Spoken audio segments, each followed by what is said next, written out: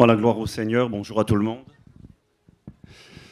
Voilà, il est bon d'être ici cet après-midi. Merci Seigneur. Je pensais à cette scène dans l'Écriture, la transfiguration, lorsque Jésus va être glorifié en présence des apôtres. Et il est dit que l'apôtre Pierre va dire cette parole: « Seigneur, il est bon que nous soyons ici. Veux-tu que nous dressions une tente, un chapiteau, une pour toi, une pour Moïse et une pour Élie ?» Et je me suis dit dans mon cœur, si Pierre a voulu dresser les 3 tentes, c'est parce qu'il avait l'intention de rester un certain temps. Il était bien là.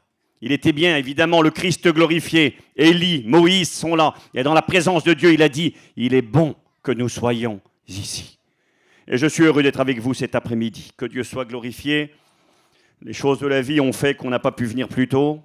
Mais nous sommes heureux d'avoir pu venir aujourd'hui et participer avec vous pendant les 2 jours qui restent avant la fin de cette régionale. Merci au Seigneur. C'est un privilège que vous avez. Vous savez bien, des problèmes pour les uns comme les autres font que parfois nous ne faisons pas ce que nous voulons, mais profitons pleinement de ces instants qui nous sont donnés. Chaque réunion, chaque instant. Je crois que c'est un temps de retraite spirituelle où Dieu nous parle, où Dieu nous demande à prendre des forces, parce que les temps sont difficiles.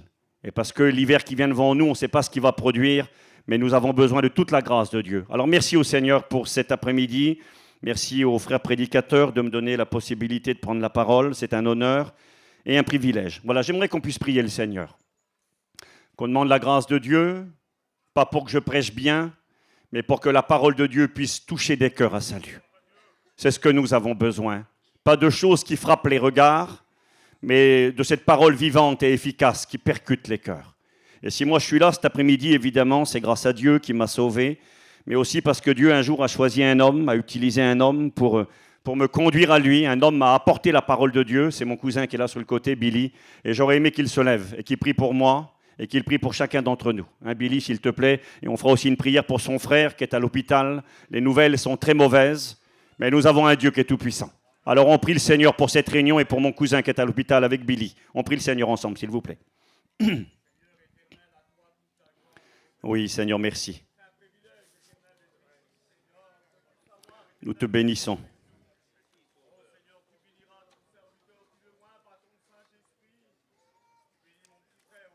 Oui, Barodève, elle pose tes mains sur lui. C'est vrai. Viens nous surprendre, Seigneur.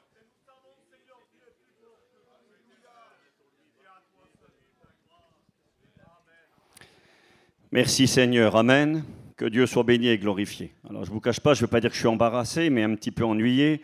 On m'a appelé pour me dire que je faisais la réunion cet après-midi, c'était des baptêmes. Donc j'ai eu dans mon cœur l'idée de préparer un message d'évangélisation, ce que nous faisons généralement lors de services de baptême. Et puis on m'a renvoyé un message juste après pour me dire d'apporter un sujet biblique, une note biblique. Alors c'était un peu embarrassant, donc je vais essayer de faire le mieux que je peux. Je sais que généralement, les réunions ne sont pas trop longues l'après-midi, mais voilà, écoutez, Dieu connaît toutes choses. Donc cet après-midi, je vais essayer de partager un sujet de circonstance qui, je crois et j'espère, sera un moyen de bénédiction. On lit ensemble dans le livre du Deutéronome, pour ceux qui ont la parole de Dieu et qui veulent lire avec moi, au chapitre 30. On peut lire le verset 15, 16, et on lira aussi le verset 19 et verset 20. Hein. On lit ensemble l'Écriture. Deutéronome, chapitre 30, versets 15 et 16, versets 19 et 20.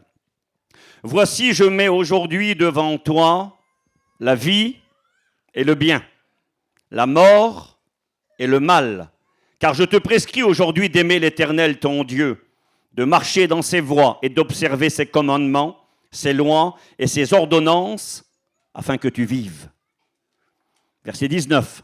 « J'en prends aujourd'hui à témoin qu'entre vous, le ciel et la terre, j'ai mis devant toi la vie et la mort, la bénédiction et la malédiction. » Et là, le conseil de Dieu pour chacun, choisis la vie, afin que tu vives, toi et tes enfants, pour aimer l'Éternel ton Dieu, pour obéir à sa voix et pour t'attacher à lui, car de cela dépendent ta vie et la prolongation de tes jours. Quelle belle invitation! Quelle belle lecture.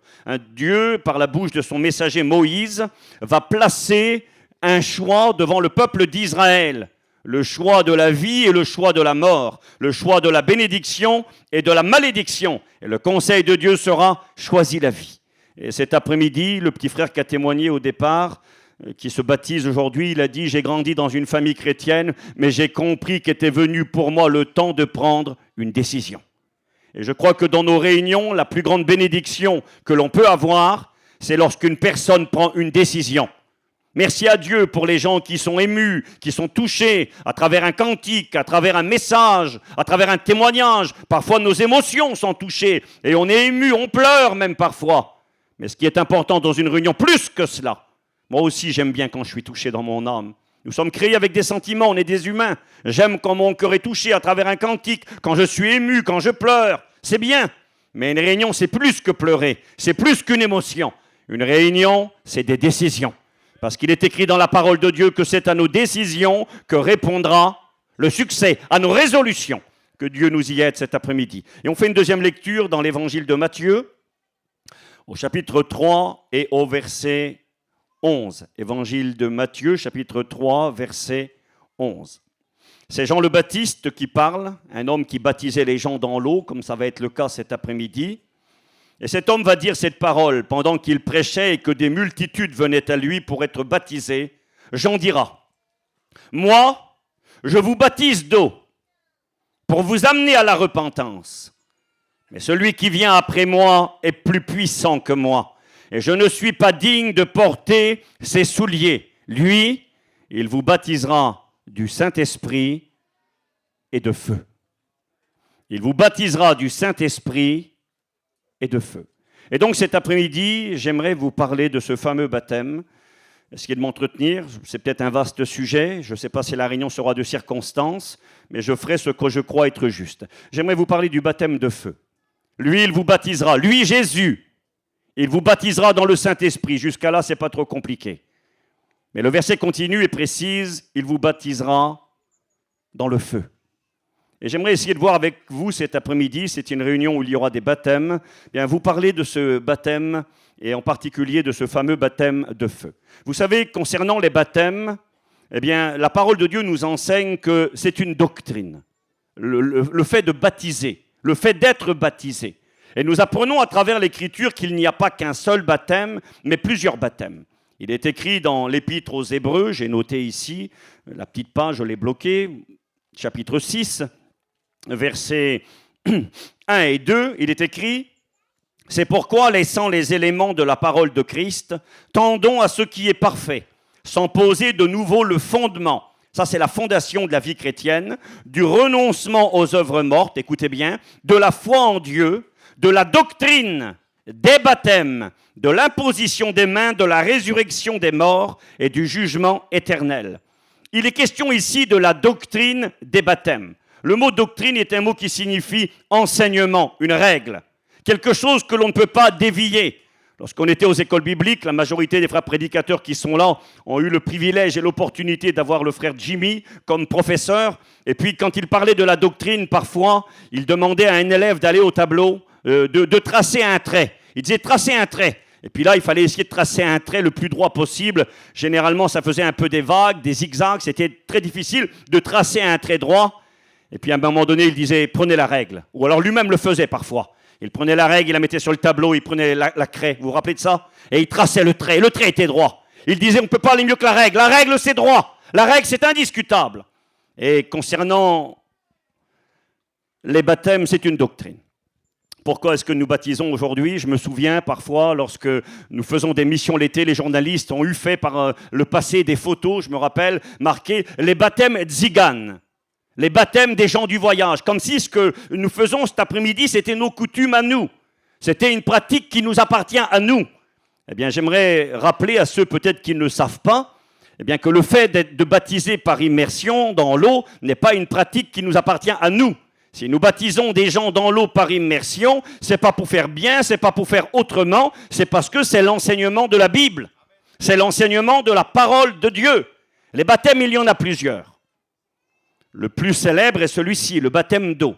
La Bible nous en parle. D'ailleurs, l'apôtre Paul, quand il parlera de ce baptême d'eau, il dira ceci, Éphésiens 4, verset 5, « Il y a un seul Seigneur, une seule foi et un seul baptême.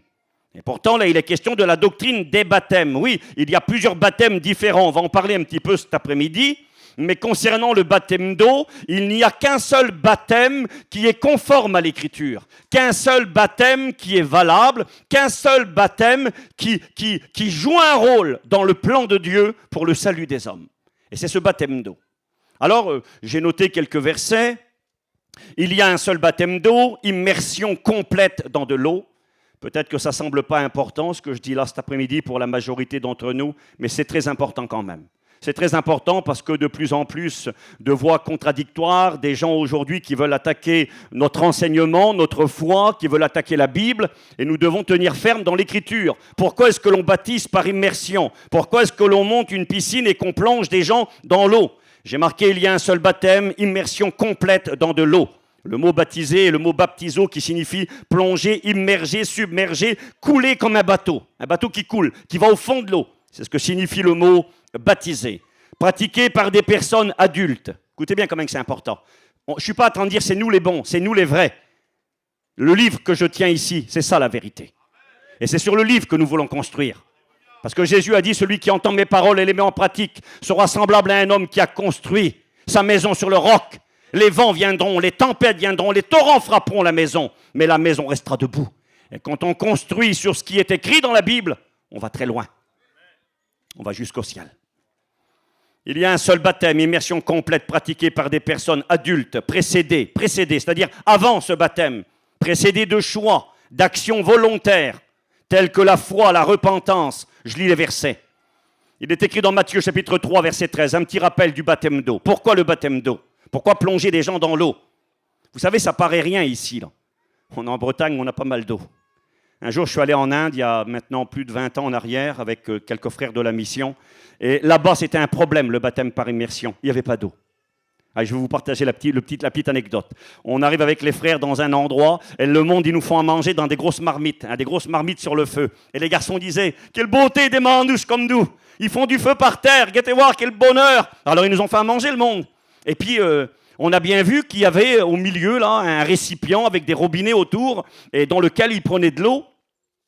Et puis on a appris que ce récipient en question, c'était le baptistère de la communauté qui était là, des chrétiens qui étaient là. Parce qu'ils n'avaient pas d'eau. Ils avaient payé à l'époque, les frères avaient payé une entreprise qui était venue pour creuser un puits, faire un forage, et puis au bout du compte, il n'y avait pas d'eau. Il fallait faire beaucoup de kilomètres pour aller trouver de l'eau et le ramener ensuite au village. Et pensez bien, l'eau c'était de l'or, il ne fallait pas l'acheter. Donc ils mettaient l'eau dans le baptistère, ils baptisaient les gens à l'intérieur, mais après l'eau, on ne pouvait pas l'acheter, ça valait trop cher. Il y avait des robinets autour. Et ils prenaient l'eau pour faire tout et pour faire à manger. Et donc on a mangé un repas de mandouche dans de l'eau dans laquelle ils avaient baptisé les gens avant qu'on arrive. Quel bonheur. Ça vous fait rire? L'importance de vouloir obéir à l'Écriture.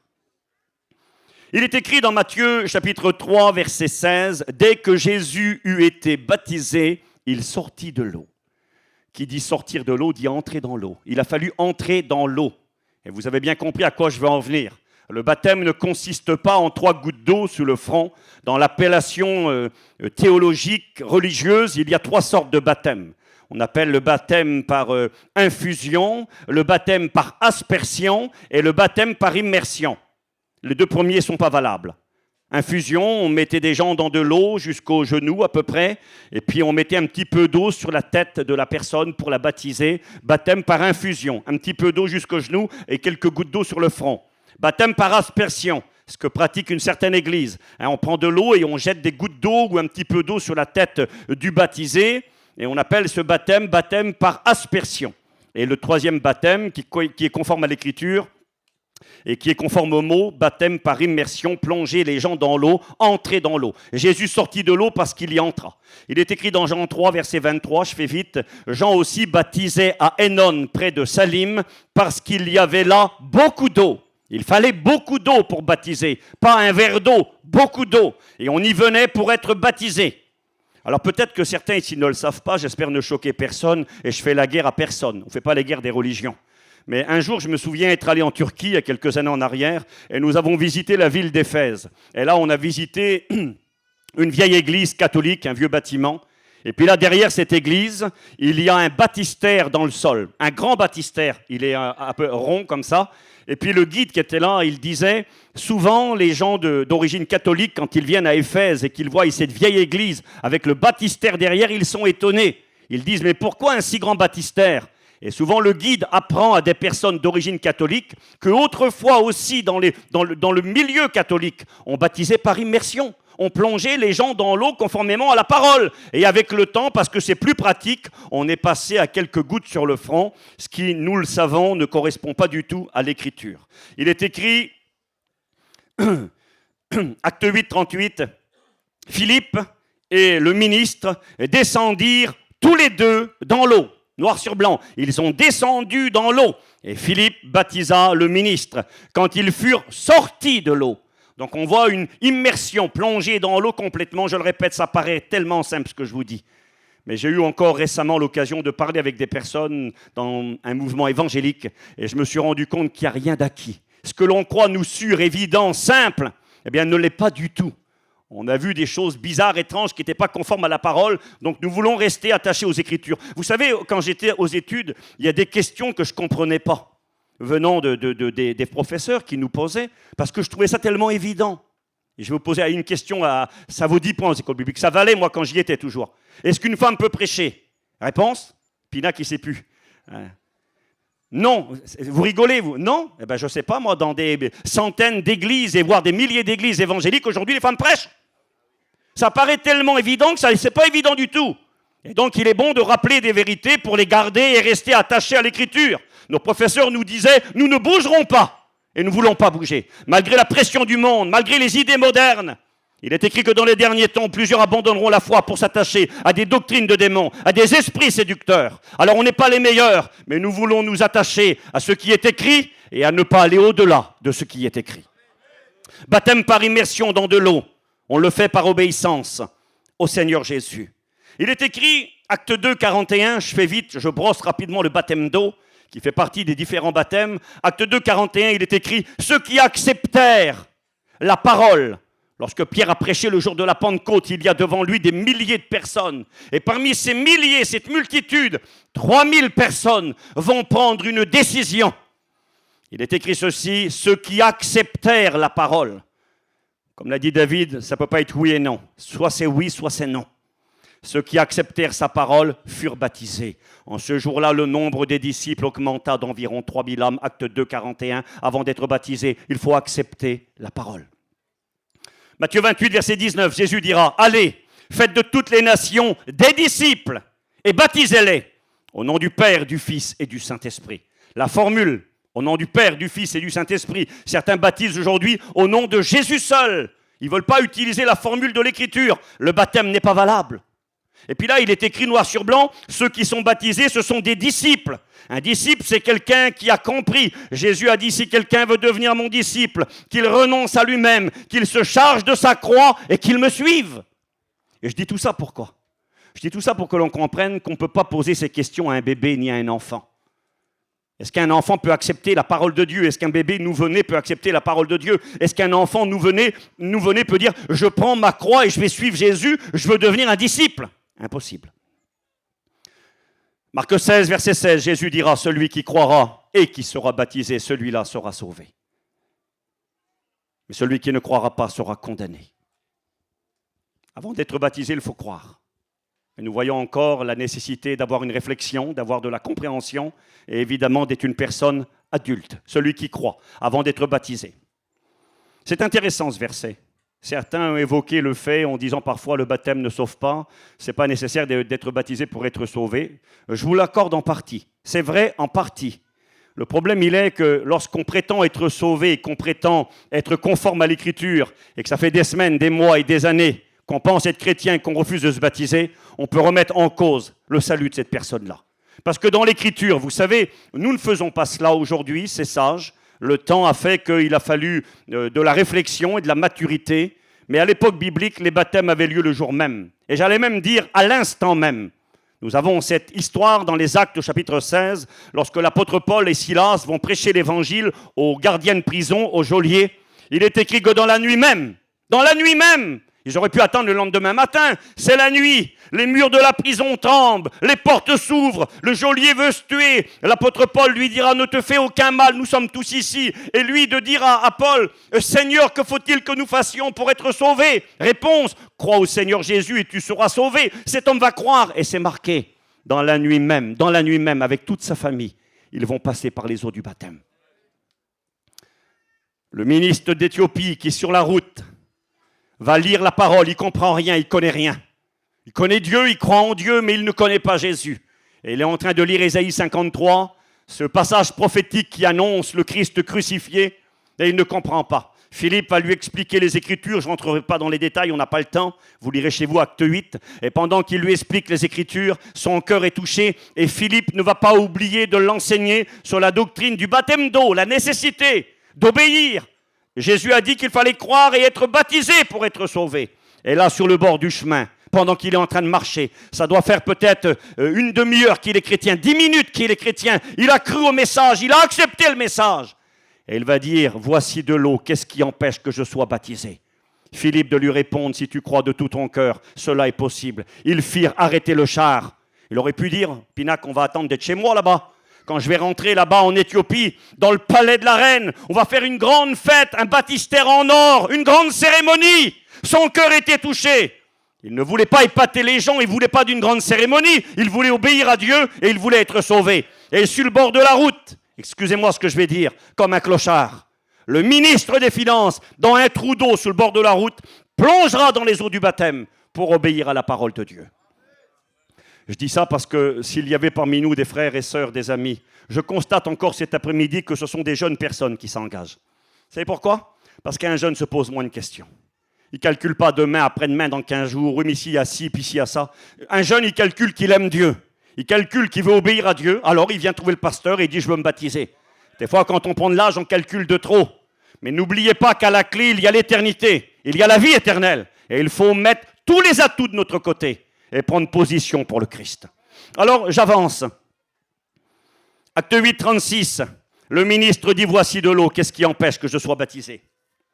Philippe lui répondit, si tu crois de tout ton cœur, cela est possible. Il faut croire, il faut accepter la parole. J'ai presque fini pour ça. Acte 2, 38. Pierre leur dit, repentez-vous et que chacun de vous soit baptisé. Il pose la question, leurs cœurs sont touchés, ils ont écouté la parole de Dieu. Leurs cœurs sont transpercés, dit l'Écriture. Et ils vont dire à Pierre et aux autres, mais que faut-il que nous fassions, hommes frères? Et Pierre de leur répondre, repentez-vous et que chacun de vous soit baptisé au nom de Jésus-Christ à cause du pardon des péchés et vous recevrez le Saint-Esprit. Et donc nous voyons, c'est un rappel bref, qu'avant d'être baptisé dans l'eau, il faut d'abord croire, il faut accepter, il faut se repentir. Ensuite, il faut de l'eau. Et là, un dernier verset, 1 Pierre 3, 21. Il est écrit, « Cette eau est une figure du baptême qui n'est pas la purification des souillures du corps. » On ne se baptise pas dans l'eau pour se laver, ce n'est pas une douche ni une baignoire, mais c'est l'engagement d'une bonne conscience envers Dieu. Et c'est la raison pour laquelle on va poser la question tout à l'heure aux jeunes. Est-ce que vous croyez en Jésus? Est-ce que vous croyez qu'il est mort? Est-ce que vous croyez qu'il est ressuscité? Oui. Est-ce que vous vous engagez à le suivre dans les bons et les mauvais jours? Et les jeunes répondront oui. Confession publique. Jésus a dit, celui qui aura honte de moi, j'aurai honte de lui. Celui qui me confessera devant les hommes, je le confesserai devant mon Père qui est dans les cieux. Et là, nous avons des personnes qui vont manifester leur engagement. Peut-être un dernier petit verset qui est beau. Acte 8, 12. Il est écrit que Philippe va prêcher l'évangile en Samarie, et il est écrit ceci. Quand ils eurent cru à Philippe, qui leur annonçait la bonne nouvelle du royaume de Dieu, hommes et femmes se firent baptiser. C'est pas écrit hommes, femmes, bébés, nourrissons, enfants. C'est marqué hommes et femmes se firent baptiser après avoir cru. Alors, je passe le baptême d'eau. Le baptême d'eau, c'est très intéressant. C'est une pratique qui existe dans le judaïsme, qui était pratiquée sous la loi et qui était pratiquée à l'époque de Jésus. Jean le Baptiste, bien sûr, pratiquait le baptême de repentance dans la foi au Messie qui allait venir. Le peuple juif pratiquait, les dirigeants d'Israël pour plusieurs événements différents, pratiquaient le baptême d'eau. J'essaie de calculer le temps pour ne pas traîner trop. Par exemple, quand tu as un non-juif, on appelle ça un païen. Aujourd'hui, pour nous, un païen, c'est quelqu'un qui n'est pas chrétien. Mais bibliquement parlant, un païen, c'est un non-juif. Quelqu'un qui n'est pas juif, c'est un païen, même s'il est converti à Jésus-Christ. Et donc, dans le judaïsme, quand un non-juif, un païen se convertit au Dieu d'Israël, eh bien, il doit passer par une cérémonie de baptême. On le plonge aussi dans l'eau et il est membre de la communauté d'Israël. Donc, c'était important. Le baptême était utilisé pour entrer au temple. À Jérusalem, par exemple, si ceux qui vont visiter, eh bien, juste devant les portes du temple, il y a des endroits, on appelle ça des mikvés, c'est des baptistères, dans lesquels les gens sont plongés avant d'entrer dans le temple, dans la présence de Dieu. On n'avait pas le droit d'entrer dans la présence de Dieu avant d'avoir été plongé dans l'eau, baptisé dans l'eau. On plongeait les gens dans l'eau. C'était d'ailleurs assez intéressant, je vous le dis en 2 minutes. On descendait par des marches étroites et resserrées. Il y avait des marches, j'ai vu de mes yeux, ces différents baptistères, on appelle ça donc des mikvés. Eh bien, il y a des marches qui sont larges et spacieuses pour descendre. J'ai dit resserrées, je m'excuse. Larges et spacieuses. Et on descend dans l'eau, on tourne le dos au temple, c'est-à-dire on tourne le dos à Dieu. Et on descend par des marches larges et spacieuses dans le baptistère. Et quand on arrive dans l'eau là-bas, on se plonge dans l'eau 3 fois. 1 fois, 2 fois, 3 fois, on se lève, on fait un demi-tour, changement de direction. Et là, on marche en direction du temple, et quand on quitte le baptistère, on emprunte des petites marches étroites et resserrées qui nous donnent accès à la présence de Dieu. C'est beau ça. On descendait impur, indigne, tournant le dos à Dieu par le chemin large et spacieux, les marches larges et spacieuses. On se plongeait dans l'eau pour obéir, pour être purifié. Et 3 fois, on faisait demi-tour, changement de direction. C'est ce qu'on appelle se convertir, changer de direction. Et là, on empruntait les marches étroites et resserrées qui nous donnaient l'accès à la présence de Dieu. C'est ce que nous retrouvons dans le symbolisme du baptême juif.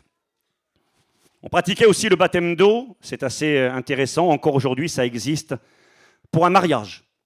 Lorsqu'un jeune homme et une jeune fille tombaient amoureux l'un de l'autre et puis qu'on préparait leur mariage, il y avait toute une préparation, je n'aurai pas le temps de donner trop de détails, mais quand les parents étaient d'accord, quand les jeunes étaient d'accord, on scellait le mariage, on écrivait un document officiel qu'on appelle une ketouba, un document, on écrivait les différents engagements, le prix à payer pour la jeune fille. Jésus a respecté le mariage juif. Il est écrit dans la Bible que le royaume de Dieu est semblable à un roi qui fit des noces pour son fils. Jésus, le divin époux, et son église et sa fiancée. Paul n'a-t-il pas dit « Je vous ai fiancé à un seul époux ». Et puis donc, dans ce mariage, quand tout le monde est d'accord, le petit jeune homme venait avec une cruche de vin et un morceau de pain. Et avant de prendre le pain et le vin avec sa petite fiancée, eh bien, tous les deux, quand ils étaient d'accord, on les plongeait dans l'eau. C'était un baptême. On appelait ça le shiddukin, qui veut dire l'engagement. Le petit jeune homme s'était engagé envers la jeune fille. Je vais retourner avec mon père, je vais lui préparer une demeure, une place, je vais agrandir la maison paternelle et ensuite je vais revenir te prendre. Généralement, ça demandait 1 an. Il repartait avec son père. Toi, en attendant, tu vas vivre pour moi, tu vas être fidèle pour moi et je te promets, je vais revenir te chercher. Et le petit jeune homme se plongeait dans l'eau. Je m'engage pour toi. Je crois que c'est l'une des raisons pour laquelle Jésus s'est baptisé. Jésus ne s'est pas baptisé pour ses péchés, vous l'avez bien compris. Lorsque Jean le Baptiste baptisait des hommes et des femmes pour les préparer à la rencontre avec le Christ qui venait, il les invitait à confesser publiquement leurs péchés. Et tout le monde confessait ses péchés, parce qu'il n'y a pas un juste, pas même un seul, car tous sont pécheurs et privés de la gloire de Dieu. Mais quand Jésus est arrivé vers Jean le Baptiste, c'était différent. Il était le seul qui n'avait rien à dire. Pas parce qu'il était muet, mais parce qu'il était l'agneau de Dieu qui ôte le péché du monde, parce qu'il était celui dans la bouche duquel aucune fraude ne s'était trouvée. Il était le saint, le pur, le propre, le sans péché, celui qui n'a jamais fauté. Et quand il arrive devant Jean le Baptiste ne veut pas le baptiser. Pourquoi ? Parce qu'il n'a pas besoin d'être baptisé. Et Jésus va dire « laisse faire ce qui est juste ». Sous-entendu, une manière d'approuver ton ministère, une manière de laisser un exemple à ceux et à celles qui voudront suivre mes voies. Le Christ s'est engagé comme fiancé pour son épouse. Ce jour-là, c'est à partir de ce moment-là qu'il commencera son ministère. Vous savez où Jésus s'est baptisé ? Au Jourdain, évidemment. Mais la Bible précise le nom. Vous trouverez ça dans l'évangile de Jean, chapitre 1, verset 28. Il est écrit qu'il se baptisa à Bethabara. Généralement, dans nos Bibles, parfois, c'est traduit Béthanie. Je ne sais pas pourquoi. Le mot hébreu qui est là, c'est Bethabara. Et Bethabara, ça veut dire le lieu du passage. Le lieu du passage. Pourquoi le lieu du passage? Parce que l'endroit où Jésus a été baptisé, c'est l'endroit où le peuple d'Israël est rentré. Quand il est rentré dans la terre promise, quand il venait donc d'Égypte, 430 ans de servitude, ils ont erré 40 ans dans le désert. Et au moment d'entrer dans la terre promise, le moment de prendre possession des promesses de Dieu, ils sont passés à Bethabara. Aujourd'hui, ça s'appelle Kazer El Yahoud, l'endroit du passage des Juifs. Jésus s'est baptisé à l'endroit où les Juifs sont entrés. Il y a eu un miracle de Dieu. Dieu a arrêté les eaux du Jourdain. Et là, le peuple a traversé à pied sec. Et ils sont rentrés. Écoutez, c'est intéressant. Moi, ça m'intéresse toujours. Quand ils sont rentrés à l'intérieur du pays promis, et que tout le peuple est rentré, 3 millions d'hommes et de femmes et d'enfants sont rentrés à l'intérieur de ce pays promis. Et quand ils rentrent enfin, ça fait tellement longtemps qu'ils l'attendaient, ce pays où coule le lait et le miel. Il est écrit qu'ils vont prendre 12 pierres. Soyez avec moi. Ils vont prendre 12 rochers. Ils vont les déposer sur le bord de la rive de la rivière, afin que, quand les gens viendraient dans le temps et qu'ils verraient les 12 rochers, on poserait la question, que signifient les 12 rochers?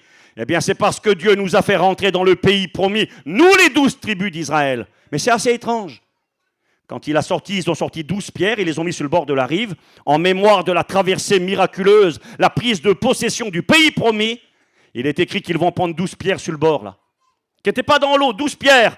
Et ils vont les mettre à l'intérieur du lit de la rivière. Et quand la rivière, le Jourdain, va reprendre sa place, les 12 pierres vont être cachées. Quelles étaient ces 12 pierres cachées? On a 12 pierres qui représentent Israël sur le bord, à la vue de tout le monde, mais on a 12 pierres cachées dans l'eau. Mais quelles étaient ces 12 pierres? C'est à cet endroit précisément que 1500 ans plus tard, Jésus de Nazareth viendra se faire baptiser.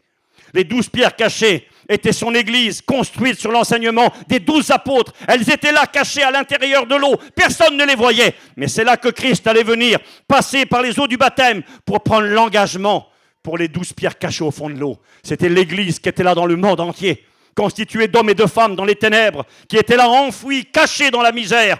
Mais Christ allait venir pour bâtir son église. Oui, c'est intéressant. J'ai marqué autre chose, mais il faut que j'arrête avec le baptême d'eau, sinon je ne pourrais pas vous parler de ce baptême de feu. Donc le baptême d'eau, on l'a compris, et c'est ce que nous nous efforçons de faire, est un acte d'obéissance à la parole de Dieu. C'est Jésus qui l'a enseigné, et je le crois fermement dans mon cœur. Quelqu'un a dit ceci, je répète, après mes frères, il a dit « Montrez-moi un seul verset dans la Bible où il est écrit qu'il n'est pas nécessaire d'être baptisé pour être sauvé. » Certains me diront « Le brigand sur la croix ». Oui, peut-être, le pauvre brigand, il n'a pas eu beaucoup d'opportunités de se baptiser. Il était là sur la croix, élevé entre ciel et terre, et quelques minutes, quelques heures plus tard, il expirait et allait rencontrer son Créateur. Mais je crois que quand on a la possibilité, l'opportunité d'être baptisé, il faut obéir. Je me souviens... Ma mère, elle a un cousin vers les familles Duval, le vieux Lani, le vieux pasteur de Tours là-bas. Et il expliquait qu'un jour, sur une place, une dame sédentaire était venue à la Réunion avec le pasteur de son église et quelques membres. Et cette femme-là, bien, ne voulait pas se faire baptiser. Pour elle, c'était inutile. Elle ne voyait pas la nécessité d'être baptisée par immersion.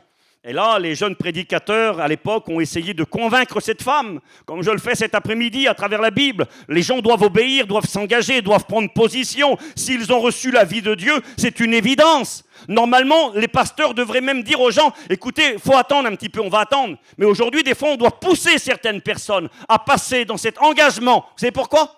Parce que ces personnes-là, elles aiment le monde. Parce que ces personnes-là, elles aiment leur vie. Parfois même, elles aiment leur péché. Et c'est pour ça qu'elles ne veulent pas s'engager. Il faut dire les choses comme elles sont, parce que c'est vrai. Il y a des gens qui ne veulent pas s'engager. Ils le savent très bien que quand ils seront baptisés, les gens les regarderont comme des chrétiens. Il faudra aller au culte le dimanche. Mais là, quand tu leur dis quelque chose, ils disent « Mais moi, je ne suis pas baptisé, tu sais. » Et ils croient pouvoir aller au ciel de cette manière-là. Cette femme le pensait. Et là, les jeunes étudiants ont essayé de convaincre la dame en question. Et cette femme était dure comme le roc. Et là, le pasteur sédentaire a dit aux frères qui étaient là, il a dit, vous perdez votre temps, ça fait des années que j'essaie de la convaincre, elle ne veut pas écouter, elle pense qu'elle n'en a pas besoin. Et puis là, elle n'arrêtait pas, puis elle voulait discuter. Et elle a commencé à parler avec Lani. Puis elle a dit, et vous frères, qu'est-ce que vous en pensez? Et il en a eu marre, il y en a qui le connaissent, il a du caractère. Il en a eu marre. Il a dit, écoutez madame, il a dit, ne m'appelez pas mon frère, je ne suis pas votre frère moi. Vous n'êtes pas ma sœur, vous n'obéissez pas à la parole de Dieu, vous n'êtes pas une chrétienne. Alors moi, je ne suis pas votre frère, ne m'appelez plus mon frère, et laissez-moi tranquille. Et il est parti. Et quelques jours plus tard, cette femme est revenue à la réunion. Elle a dit, je voudrais parler au vieux pasteur. Et quand on est venu le chercher, il a dit, j'ai rien à lui dire. Il a dit, elle insiste. Il est allé la voir. Il dit, qu'est-ce que vous voulez, madame? Ce n'était pas sa sœur. Qu'est-ce que vous voulez, madame? Elle a dit, quand vous m'avez dit l'autre jour que je n'étais pas votre sœur, parce que je ne voulais pas obéir à la parole de Dieu, ça m'a touché. Et j'ai compris que j'avais tort. J'ai pris la décision, je vais passer par les eaux du baptême. Je vous conseille de le faire s'il y en a parmi nous cet après-midi. J'ai marqué ceci. Le baptême d'eau dont nous venons de parler est un baptême très important. Très, très, très important. Il ne faut pas le minimiser. Maintenant, il n'est pas le plus important. Parmi les différents baptêmes, le baptême d'eau n'est pas le plus important. Je le répète, il est très important, il faut obéir parce que c'est écrit et parce que c'est pratiqué dans la Bible, la parole de Dieu. J'ai marqué le baptême le plus important, tout le monde quasiment ici est au courant, les pasteurs évidemment, c'est ce baptême que l'on appelle le baptême de régénération, le baptême purificateur. Ou Steve, c'est un mot compliqué. Je vous lis la Bible, comme ça on reste sur l'écriture. C'est marqué dans Romains chapitre 6 et verset 3. Ignorez-vous que nous tous qui avons été baptisés en Jésus-Christ, c'est-à-dire dans Jésus, c'est assez particulier, c'est en sa mort que nous avons été baptisés. Être plongé, parce que le mot baptisé veut dire être plongé dans la mort du Christ, de ce Jésus qui meurt à la croix, élevé entre ciel et terre, des clous dans ses mains, dans ses pieds, ce Jésus qui agonise de douleur, qui est maudit, qui prend la culpabilité des hommes et des femmes, le châtiment qui nous donne la paix tombe sur lui, et Christ meurt sur la croix pour racheter les coupables, pour payer la rançon pour vous et moi.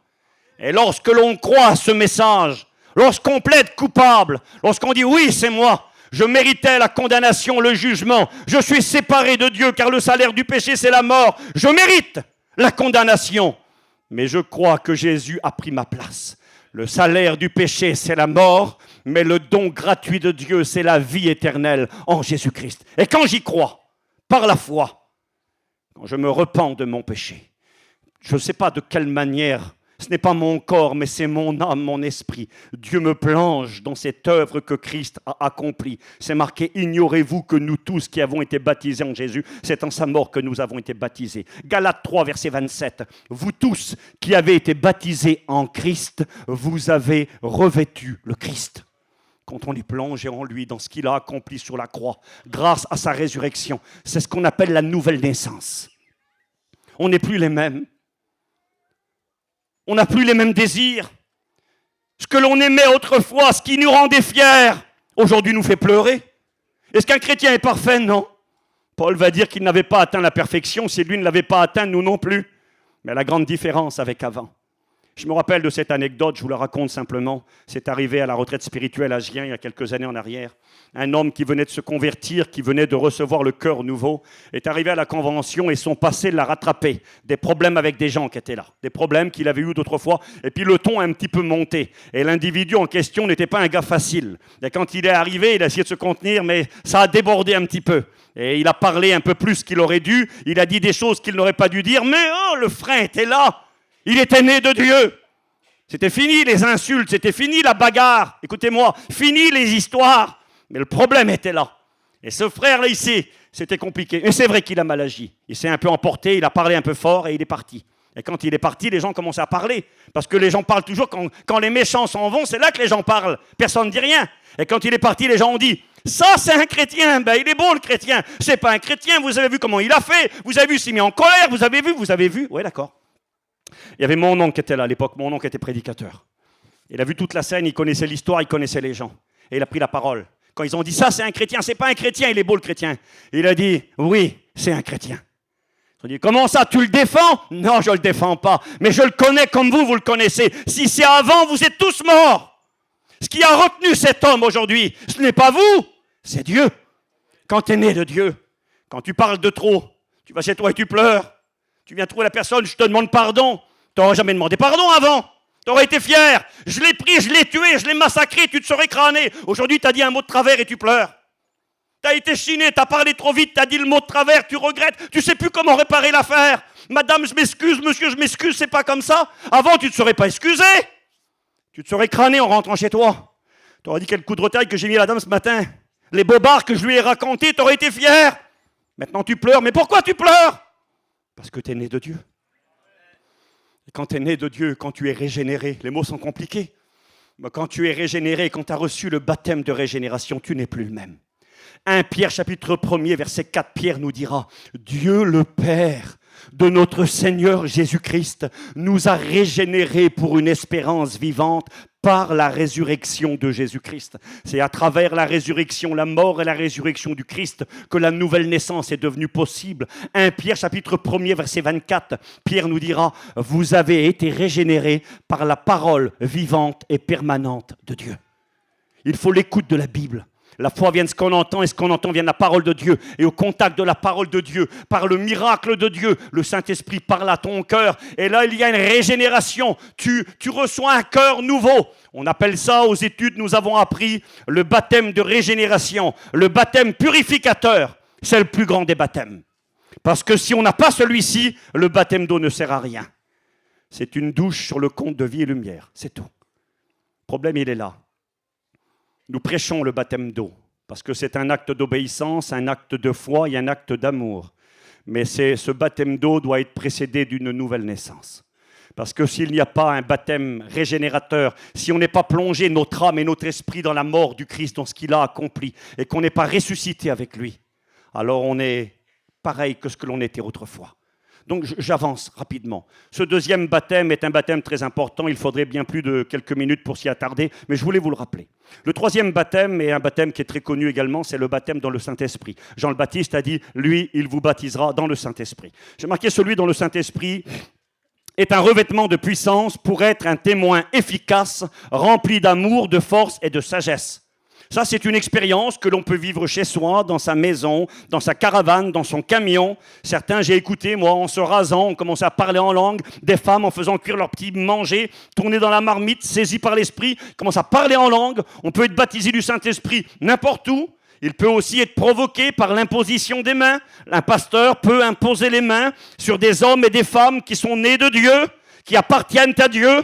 Parce qu'il est écrit que c'est l'Esprit que le monde ne peut pas recevoir. Il faut être né de Dieu pour recevoir le baptême dans le Saint-Esprit. Et là, on peut provoquer le baptême dans le Saint-Esprit en imposant les mains. Ce n'est pas une obligation. Il est écrit qu'un jour, l'apôtre Pierre prêchait la parole de Dieu dans une maison, la maison de Corneille. C'était un soldat romain. Il aimait Dieu, il craignait Dieu. Et pendant que Pierre est en train de prêcher, voici que le Saint-Esprit va œuvrer dans le cœur des gens qui étaient là. Et Corneille et tous les autres, sans imposition des mains, vont commencer à être remplis de l'Esprit et vont commencer à parler en d'autres langues. Et là, Pierre va se voir obligé de les passer par les eaux du baptême, parce qu'il va dire, peut-on refuser le baptême d'eau à ceux qui ont reçu le Saint-Esprit? Le baptême dans le Saint-Esprit, ça serait encore un long message, mais j'ai noté quelques versets.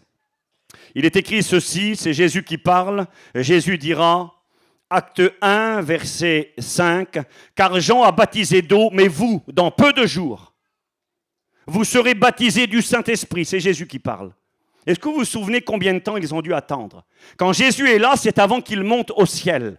Et il va dire, dans peu de jours, vous recevrez de la puissance par le Saint-Esprit. Vous serez baptisés dans le Saint-Esprit. Il va falloir attendre. Et j'ai marqué ces gens-là. Ils étaient environ 120, les apôtres. Marie, la mère de Jésus, a reçu le baptême dans le Saint-Esprit. Les frères et sœurs du Christ étaient là présents. Et j'ai marqué foi, patience, persévérance. Vous vous souvenez combien de temps ils ont attendu dans la chambre haute? Combien de temps? 10 jours. Puis nous, des fois, on fait nos réunions. Je dis ça, je ne sais pas. Je ne sais pas si ça a été fait. Mais ça fait... je constate que ça se fait de moins en moins dans nos églises et même dans nos missions. Ces réunions de recherche pour le baptême dans le Saint-Esprit. Il semblerait que c'est plus important. J'ai été dans certains milieux, moi, aujourd'hui. Ils ont même peur. Ils voudraient même pratiquement, pas dans notre mission, ils voudraient presque stopper les gens qui parlent en langue. Ils ont peur du parler en langue. N'oubliez jamais que le réveil de notre mission a commencé comme le réveil de la Bible, l'Église primitive. Tout a commencé à Pentecôte par les baptêmes dans le Saint-Esprit. Les 120 remplis de l'Esprit se sont levés. Pierre a prêché 3000 conversions et l'Église était née ce jour-là. Notre mission à nous, elle est née à Brest là-bas.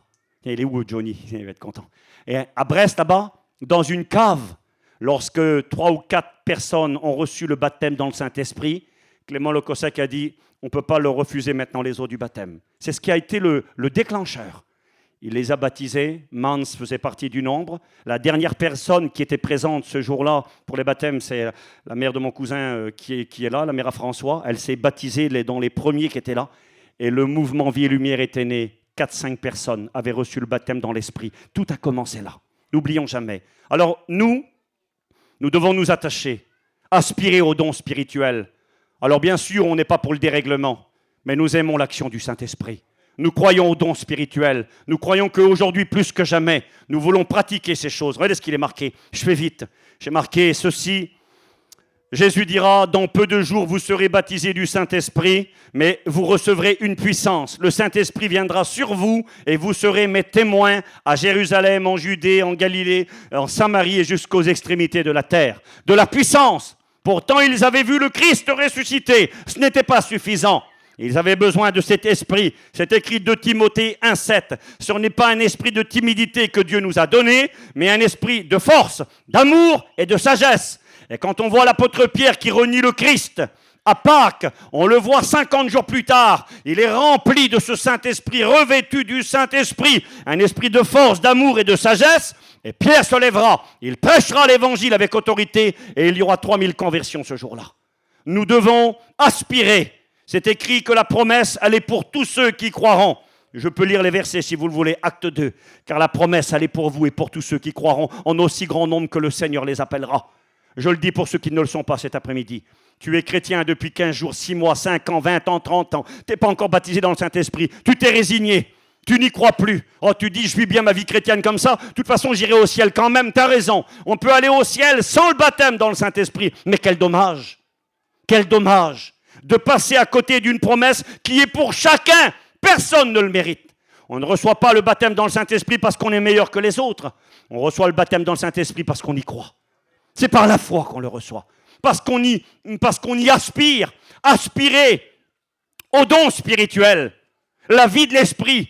Le mot grec est le mot zello qui signifie désirer ardemment, brûler à l'intérieur. Il faut que ça brûle en vous. Seigneur, je veux cette puissance. Je suis là à la régionale, à la retraite spirituelle avant l'hiver. Je veux le baptême dans le Saint-Esprit, dans les réunions. Je veux pour être un témoin efficace. Je veux que tu te serves de moi davantage. J'ai besoin, Seigneur. Alors je passe. Le petit verset Zacharie 4,6, il me reprit et me dit, ce n'est ni par la puissance, ni par la force, mais c'est par mon esprit, dit l'Éternel. Nous avons besoin de l'esprit. Et j'en viens vite fait à un quatrième baptême. Un quatrième baptême, nous avons vu vite fait le baptême d'eau par immersion, ce que nous pratiquons par obéissance, c'est une nécessité quand on est né de Dieu et qu'on est sauvé. Nous avons vu rapidement qu'il y a le baptême de régénération, qui est la nouvelle naissance, que l'on reçoit par la foi. Comment ? Quand on s'est repenti et qu'on a cru en Jésus-Christ de Nazareth. On reçoit un cœur nouveau, une régénération, un cœur tout neuf. Pas un mieux, pas un plus, une transformation totale. Dieu dit, j'arracherai ton cœur de chair, et de pierre, et je te donnerai un cœur de chair, un cœur qui aime, un cœur qui plaît à Dieu. Merci au Seigneur. Nous avons vu le baptême dans le Saint-Esprit, c'est un survol, nécessité pour être un témoin efficace, quelque chose que l'on reçoit et que l'on obtient par la foi, que Jésus nous donne. C'est Jésus qui baptise dans le Saint-Esprit. Un baptême aussi qui est un peu moins populaire, dont on ne parle pas beaucoup, mais qui pourtant existe et qui est très important, c'est le baptême de la souffrance. Baptême de la souffrance. Ah oui, la doctrine des baptêmes. Marc 10, verset 38, Jésus parle. Jésus leur répondit, vous ne savez pas ce que vous demandez. Pouvez-vous boire la coupe que je dois boire ? Écoutez bien, Jésus parle. Et pouvez-vous être baptisé du baptême dont je dois être baptisé ? De quel baptême Jésus parle-t-il ? Jésus a été baptisé du baptême d'eau. A-t-il reçu le baptême de régénération ? Non, il n'en avait pas besoin. Il est le Fils de Dieu, il n'a pas besoin d'un cœur régénéré. Son cœur est propre, son cœur est pur, son cœur est parfait. Ce baptême n'était pas nécessaire pour le Christ. Mais là, Jésus va parler d'un baptême qu'il n'avait pas encore reçu. Et là, on n'est pas loin de Golgotha, pas loin de la croix. Marc 10, 39. Les disciples répondirent à Jésus, « Oui, nous le pouvons. » Quelle audace. Nous pouvons boire la coupe que tu dois boire et nous pouvons être baptisés du baptême dont tu dois être baptisé. Jésus leur répondit, « Il est vrai que vous boirez la coupe que je dois boire. » Ouh là là. Et que vous serez baptisés du baptême dont je dois être baptisé. De quel baptême Jésus parlait-il ? J'ai marqué, Jésus ne parle pas du baptême d'eau qu'il a déjà reçu il y a bien longtemps, en Marc 1, verset 9, mais des souffrances prochaines qui l'attendaient à Gethsémane et à Golgotha. Il dira d'ailleurs qu'il lui tardait que ce baptême soit accompli, car il redoutait la souffrance qu'il allait endurer à Golgotha et Gethsémane. Souvenez-vous qu'à Gethsémane, du front coulera du front du Christ, alors qu'il n'a reçu aucun coup, simplement à cause de l'angoisse de son âme. Jésus dira, mon âme est triste jusqu'à la mort. Jésus a souffert dans son corps et dans son âme au plus haut niveau.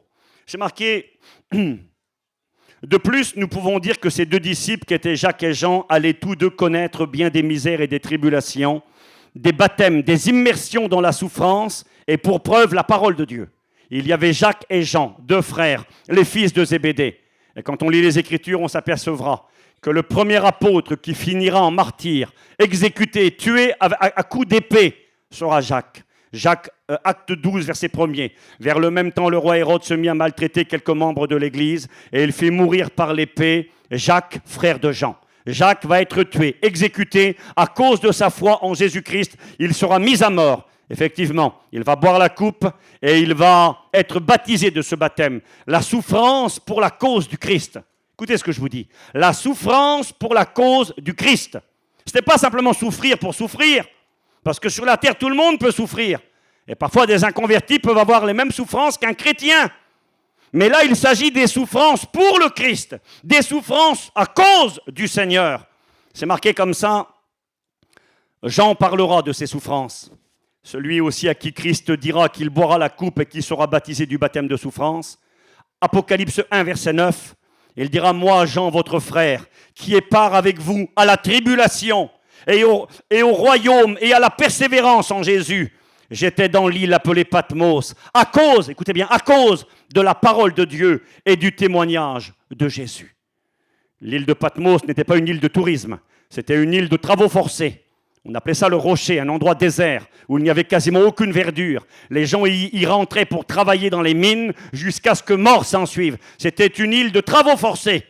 Et puis Jean va être dans cette île de travaux forcés. Il n'y restera pas longtemps. Il y restera entre 1 et 2 ans. Il y sera mis à cause de sa foi, et l'empereur qui va faire mettre l'apôtre Jean dans cette île de souffrance mourra, et un nouvel empereur fera libérer quelque temps plus tard l'apôtre Jean de cette prison de souffrance. J'ai marqué le baptême de souffrance dont a parlé Jésus, qu'il a vécu et annoncé aux 2 apôtres, existe bel et bien. Donc il y a ces différents baptêmes, on en a vu 4 rapidement. On a vu le baptême d'eau, le baptême de régénération, la nouvelle naissance, le baptême dans le Saint-Esprit et le baptême de la souffrance. Maintenant, quelques mots rapides, brièvement. Mais ce baptême de feu, qu'est-ce que c'est alors? Parce que Steve, tu as dit que tu allais nous parler de ça. Je voulais vous brosser ces 4 baptêmes, parce que c'est un rappel et quelque chose qui est nécessaire. Mais j'ai noté ceci. Je regarde avec vous mes petites notes. Concernant ce baptême de feu, c'est... Lorsque la parole de Dieu nous parle de ces choses, elle nous donne des moyens de réflexion. Alors je lis, regardez, j'ai noté ceci.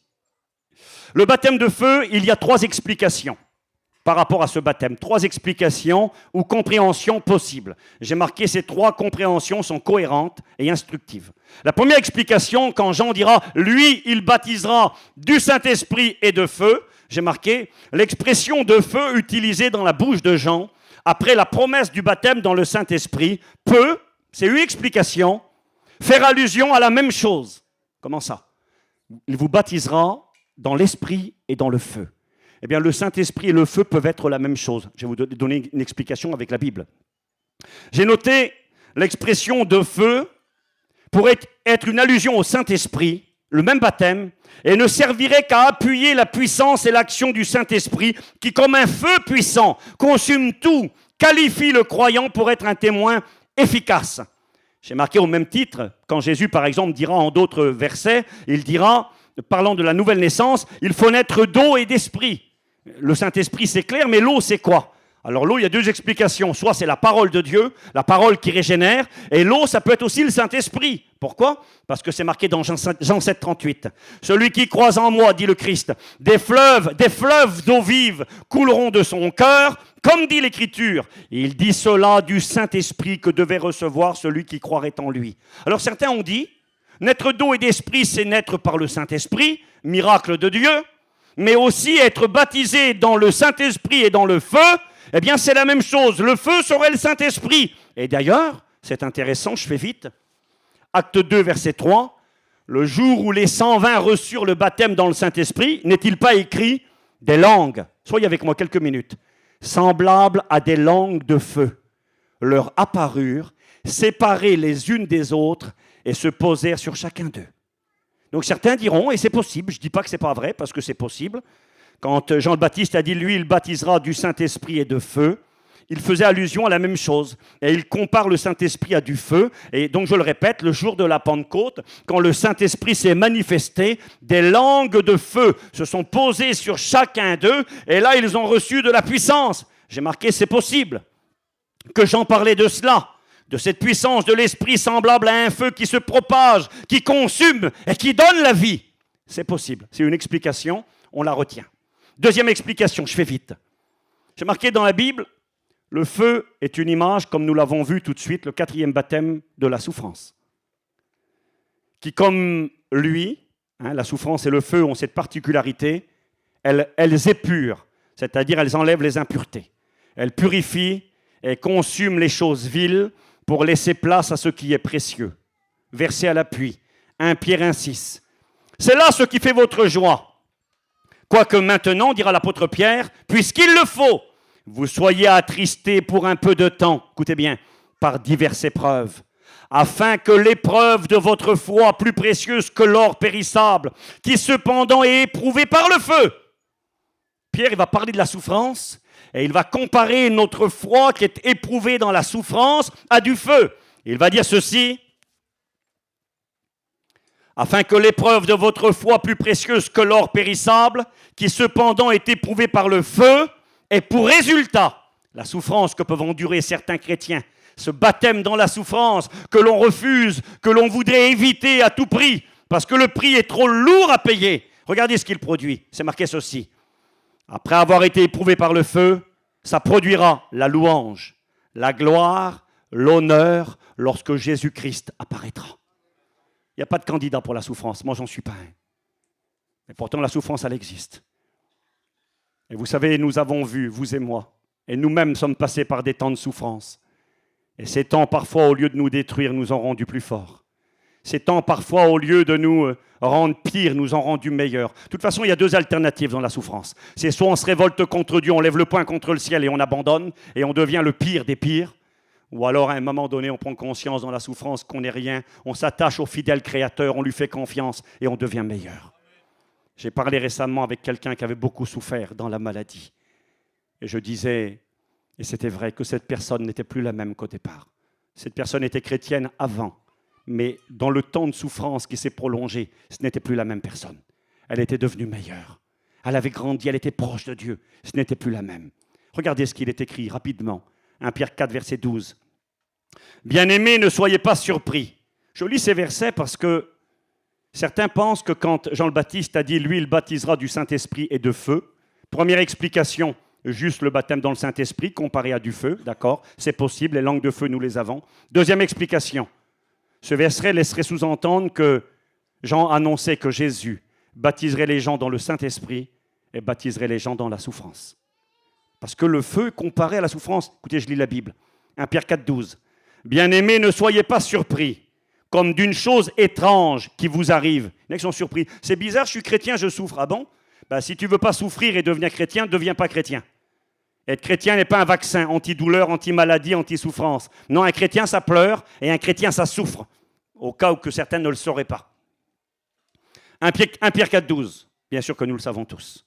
Ne soyez pas surpris comme d'une chose étrange, écoutez bien, qui vous arrive, de la fournaise, qui est au milieu de vous pour vous éprouver. Traduction parole de vie, elle est plus simple. Amis très chers, vous êtes dans le feu de la souffrance. Ne soyez pas surpris, ce n'est pas étonnant. Ce feu va montrer ce que vous valez. Quelle belle traduction, hein? Ce feu va montrer ce que vous valez. De jouer au héros, là, l'apôtre de la foi, ici c'est facile. Mais quand tu es dans l'épreuve, dans la maladie, quand tu es dans le deuil, quand tu es à l'hôpital en train de pleurer et que tu ne comprends plus rien, c'est là les héros de la foi. On a les héros qui reçoivent, béni soit Dieu. Mais je crois que les plus grands héros, c'est ceux qui ne reçoivent pas et qui confessent que Dieu est vivant. Ésaïe 48, verset 10. « Je t'ai mis au creuset. » Le creuset, c'est là qu'on mettait les métaux mélangés, l'or même parfois, on mettait de l'or, mais il y avait de l'impureté à l'intérieur, il y avait de la saleté dedans. Et dans le creuset, au feu du fondeur, on allumait le feu très fort. Et là, toutes les scories, toutes les saletés sortaient, et l'or devenait encore plus belle et plus pure. Ésaïe 48, verset 10. « Je t'ai mis au creuset, dit le Seigneur, mais non pour retirer de l'argent. Je t'ai éprouvé dans la fournaise de l'adversité. » traduction parole de vie encore plus simple. Je vous ai purifié dans le feu du malheur. Alors, c'est une possibilité supplémentaire. Je marquais Apocalypse 2,10, le Seigneur dira à l'Église, ne crains pas ce que tu vas souffrir, voici le diable jettera quelques-uns de vous en prison, le diable jettera quelques-uns de vous en prison, afin que vous soyez éprouvés. Alors il y a des moments d'épreuve, et nous l'avons lu, le feu représente bien souvent la souffrance. Et certains ont pensé, je ne dis pas qu'ils ont tort, parce que je ne suis pas là pour dire c'est moi qui ai raison, tout le monde a tort, pas du tout. Satan, ça tient la route et c'est biblique. Quand Jean le Baptiste dira, lui, il baptisera du Saint-Esprit et de feu, le feu peut représenter le Saint-Esprit. J'y crois, aucun problème, c'est marqué, nous l'avons lu. Mais le feu peut représenter aussi la souffrance. Alors, est-ce que Jean annonçait en disant, le Messie arrive, il plongera les gens dans le Saint-Esprit et il les plongera dans la souffrance? Alors, regardez ce que j'ai marqué, moi. J'ai noté, ce baptême, dit baptême de feu, serait une annonce des diverses épreuves et souffrances auxquelles sont appelés à faire face tous les véritables croyants qui vont les former. Cette souffrance va les former, va les façonner et vont faire de lui un disciple accompli qui ressemblera à son maître. N'est-il pas écrit, Luc 6,40, que le disciple n'est pas plus que le maître, mais tout disciple accompli sera comme son maître? Alors c'est possible. Vous voyez, je passe. C'est possible que Jean le Baptiste annonçait, à travers cette expression baptême de feu, le baptême de souffrance auquel peuvent être exposés les chrétiens, nous l'avons vu, et auquel Jésus a été baptisé. Maintenant, j'ai retiré cette pensée. J'ai marqué ici, Jean le Baptiste annonce ici le baptême de la souffrance auquel certains chrétiens auront part. J'ai marqué, ceci implique que tous les croyants auront part à ce baptême de souffrance et que c'est Jésus qui nous plongera dans la souffrance. Et là, c'est un peu plus compliqué à comprendre. C'est Jésus qui me plonge dans la souffrance parce qu'il est dit que c'est lui qui baptise dans le feu. Alors, j'ai marqué, oui, il existe des souffrances que le Seigneur peut utiliser et permettre pour notre formation, pour épurer, pour que nous progressions. Mais est-ce que c'est obligatoire pour tous? J'ai marqué non. Jésus l'a dit à Jacques et Jean, pas à tout le monde. Et est-ce que c'est Jésus qui va nous plonger dans la souffrance? J'ai marqué point d'interrogation. Alors j'ai marqué une dernière piste et on va finir. Le baptême de feu peut être le baptême dans le Saint-Esprit, c'est tout. Les langues de feu, ok. Ça peut être le baptême de souffrance, mais on voit que le baptême de souffrance, il existe, c'est une certitude. Mais est-ce que Jean parlait de cela? Alors je vais terminer maintenant. J'espère ne pas trop vous ennuyer et je vous dis merci pour votre patience. J'ai presque fini. J'ai marqué, il faut toujours lire un texte, c'est ce que nous avons appris aux écoles bibliques, dans son contexte. C'est-à-dire lire ce qu'il y a autour pour bien comprendre. Des fois, on lit un verset comme ça, et puis si on ne lit pas ce qui est écrit avant ou après, on ne comprend rien. Par exemple, c'est écrit dans la Bible, Jésus baptisait plus de disciples que Jean. Tu lis le verset, tu dis Jésus baptisait des gens. Et tu lis un peu plus loin, c'est marqué, toutefois, Jésus ne baptisait pas lui-même, c'était ses disciples qui baptisaient. Si tu lis pas plus loin, tu vas dire Jésus a baptisé des personnes. Non, Jésus ne baptisait personne. Je crois que l'une des raisons était celle-ci. Les gens baptisés par le Christ auraient pu se croire supérieurs aux autres. Alors Jésus lui-même ne baptisait personne, c'est les disciples qui baptisaient. Mais donc, le contexte est important pour comprendre les choses. Et là, dans quel contexte, soyez avec moi 2 minutes, dans quel contexte Jean le Baptiste a dit « Lui, il vous baptisera dans le Saint-Esprit et dans le feu ». Je vous lis la Bible. Matthieu 3, verset 7. Voyant venir à son baptême beaucoup de pharisiens et de sadducéens, des hommes religieux, Jésus leur dit, race de vipères, qui vous a appris à fuir la colère à venir? Produisez donc du fruit digne de la repentance. Soyez avec moi 2 minutes. Ne prétendez pas durant vous-même, nous avons Abraham pour père, car je vous déclare que de ces pierres-ci, Dieu peut susciter des enfants à Abraham. Ces gens-là, ils étaient juifs, ils étaient religieux, et ils pensaient aller au ciel directement. Et puis là, Jean le Baptiste dira, vous vous trompez. Verset 10, soyez avec moi 2 minutes. Déjà la cognée est mise à la racine des arbres. Ouvrez vos oreilles. Tout arbre donc qui ne produit pas de bons fruits sera coupé et jeté au feu. Juste après, il dit, moi je vous baptise d'eau pour vous amener à la repentance. Mais celui qui vient après moi est plus grand que moi, plus puissant que moi. Je ne suis pas digne de délier la courroie de ses souliers. Lui, il vous baptisera dans le Saint-Esprit et le feu. Verset 12, le verset qui suit. Il a son van à la main. Il nettoiera son aire, il ramassera le blé dans le grenier et il brûlera la paille dans un feu qui ne s'éteint point. Et ça, c'est très intéressant. Et on pourrait faire la même lecture dans Luc chapitre 3, je vous en fais grâce, vous le ferez chez vous, au verset 7 jusqu'au verset 18, et il dit la même chose. J'ai marqué, Jean annonce à ceux qui viennent pour être baptisés par lui, et en particulier aux gens très religieux, qu'il faut, écoutez bien, réellement se préparer pour la rencontre avec le Christ qui vient. Et qu'il n'y aurait que deux alternatives possibles. Soyez avec moi. Il leur dit, produisez du fruit digne de la repentance. Changez, devenez meilleurs, abandonnez le mal, détournez-vous du mal, tournez-vous vers le bien, repentez-vous car il vient. Et quand il va venir, il y aura deux options. Soit il vous mettra dans le grenier, il prendra le bon blé, il le mettra dans le grenier, il jettera la paille dans du feu. Il y a deux alternatives. Soit on est du blé et on va dans le grenier, soit on est de la paille et on est jeté dans le feu. Et il dira, déjà la cognée est mise à la racine de l'arbre. Un coin, les élagueurs, ils savent ce que c'est là, une sorte de burin, si vous voulez. On mettait ça dans les arbres, aujourd'hui encore, on utilise, quand ils coupent les arbres, on met des coins, je ne suis pas un expert là, on met ça à l'intérieur, on tape dessus avec une masse, un marteau, pour faire pencher l'arbre, pour le faire tomber. Et Jean le Baptiste disait, déjà la cognée est mise à la racine de l'arbre. Tout arbre qui ne produit pas de bons fruits sera coupé et jeté au feu. Par contre, s'il produit du bon fruit, il ne sera pas coupé. Il apportera de la joie à son maître. Il apportera du bonheur à son maître. Et on voit ici qu'il y a donc ces deux alternatives qui sont proposées par Jean le Baptiste. Il disait à ces gens-là de se préparer, un appel à la décision, au choix, car il y avait deux alternatives, deux manières de rencontrer celui qui allait venir, et il fallait être prêt. Soit on serait un arbre utile au bon fruit, ou un arbre inutile, coupé et jeté au feu, ou on sera du blé, ou on sera de la paille. J'ai marqué ceci. Il est donc possible, en étant fidèle au texte et à son contexte, de dire que lorsque Jean disait de Jésus qu'il était celui qui baptise dans l'esprit et dans le feu, qu'il pouvait ainsi présenter Jésus comme celui qui allait opérer deux choses différentes. Pour ceux qui allaient croire, pour ceux qui allaient se repentir, pour ceux qui allaient être prêts, il allait les baptiser dans le Saint-Esprit, il allait les faire naître de nouveau, il allait faire d'eux du bon blé, il allait faire d'eux des bons arbres qui allaient produire du bon fruit à la gloire de Dieu. Le fruit de l'esprit, l'amour, la paix, la joie, la patience, la bonté, la douceur, la maîtrise de soi. Ou alors les fruits dont nous rougissons autrefois. J'ai noté ceci. Rappelez-vous ce qu'il est écrit. Je lis pour vous la Bible. Matthieu 18, j'ai fini, promis. 18, 8. Si ta main ou ton pied sont pour toi une occasion de chute, coupe-les et jette-les loin de toi. Écoutez bien. Mieux vaut pour toi entrer dans la vie boiteux ou manchot que d'avoir les deux pieds et les deux mains et d'être jeté dans le feu éternel. Être jeté dans le feu. Matthieu 18, verset 9. Si ton œil est pour toi une occasion de chute, arrache-le, jette-le loin de toi.